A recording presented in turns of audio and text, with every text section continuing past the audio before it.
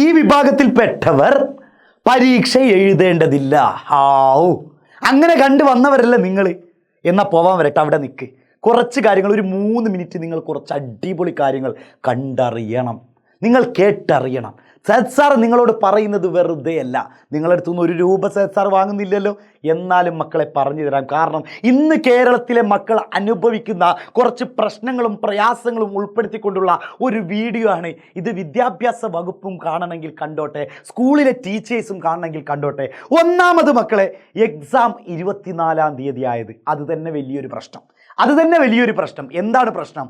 നമ്മളെല്ലാവരും പ്രതീക്ഷിച്ചു ഇനി മാർച്ചിലൊക്കെ ആയിരിക്കും എക്സാം. പക്ഷേ പ്രവൃത്തി ദിവസം ഒന്നും കൂടി കുറച്ചിട്ട് എക്സാം നേരത്തെ വന്നു.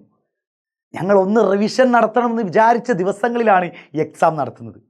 അപ്പോൾ നമ്മൾ കാര്യത്തിലോട്ട് തന്നെ വരാം. മക്കളെ, ആദ്യം നിങ്ങൾ ചെയ്യേണ്ടത് ഏറ്റവും ടഫായിട്ടുള്ള സബ്ജക്റ്റ്, നിങ്ങൾക്ക് ഏറ്റവും ടഫായിട്ടുള്ള സബ്ജക്റ്റ് ഒന്ന് കമൻറ്റ് ചെയ്യുക.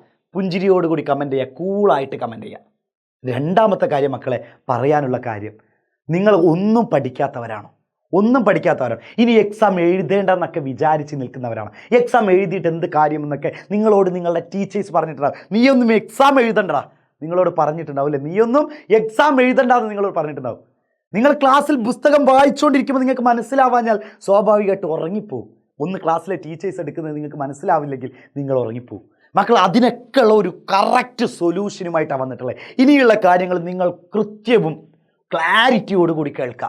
ഇത് നിങ്ങൾക്കുള്ളതാണ്. ഈ കേരളത്തിലെ 8ാം ക്ലാസ്സിലെ എൻ്റെ പ്രിയപ്പെട്ട മക്കളോടാണ് ഈ പറയുന്നത്. കേട്ടോ, ശരിക്കും ഓർത്തു വെച്ചോ. ഫെബ്രുവരി 16-ാം തീയതി ഞായറാഴ്ച എന്നുള്ള ദിവസം കൃത്യം 7 മണി എന്നുള്ള സമയമുണ്ടെങ്കിൽ മക്കളെ, നമ്മുടെ ക്ലാസ് 8 അതായത് ഈ ചാനലിലേക്ക് നിങ്ങൾ വന്നോ. എങ്ങനെ 7 ദിവസം കൊണ്ട് നിങ്ങൾക്ക് മനസ്സിലാവാത്ത ചാപ്റ്റർ ഉണ്ടാവാം, ടഫുള്ള സബ്ജക്റ്റുകൾ ഉണ്ടാവും. അതൊക്കെ എങ്ങനെ കൂളായിട്ട് നിസ്സാരമായിട്ട് വളരെ എളുപ്പത്തോടു കൂടി പഠിച്ചെടുക്കാമെന്നുള്ള മക്കളെ, നിങ്ങൾ ആ സ്റ്റഡി പ്ലാനിലേക്ക് വാ. സ്റ്റഡി പ്ലാനിൽ വന്നിട്ട് നമ്മൾ പറയുന്നതിൽ എന്തെങ്കിലും കള്ളത്തരം തോന്നിക്കഴിഞ്ഞാൽ, നിങ്ങൾക്ക് വിശ്വാസമില്ലെങ്കിൽ നിങ്ങൾ ആ സ്റ്റഡി പ്ലാനിൽ നിൽക്കണ്ട, നിങ്ങൾക്ക് ഇറങ്ങിപ്പോവാം. മക്കളെ, ഞാൻ അത്രക്കും ഗ്യാരണ്ടി തരുന്നത്, നിങ്ങൾ ഫെബ്രുവരി 16-ാം തീയതിയുള്ള ഞായറാഴ്ച നടക്കുന്ന കൃത്യം 7 മണിക്ക് നമ്മുടെ ചാനലിൽ നടക്കുന്ന സ്റ്റഡി പ്ലാൻ, ആ സ്റ്റഡി പ്ലാൻ്റെ ഹെഡിങ്ങനെ നോക്ക്, തംബ്നെയിൽ തന്നെ നോക്ക് മക്കളെ.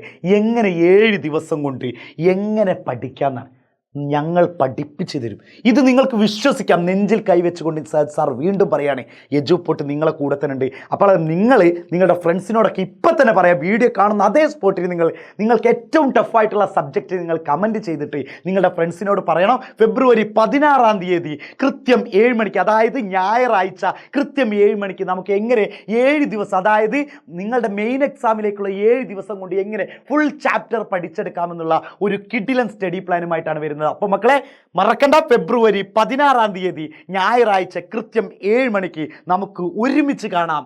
Bye bye.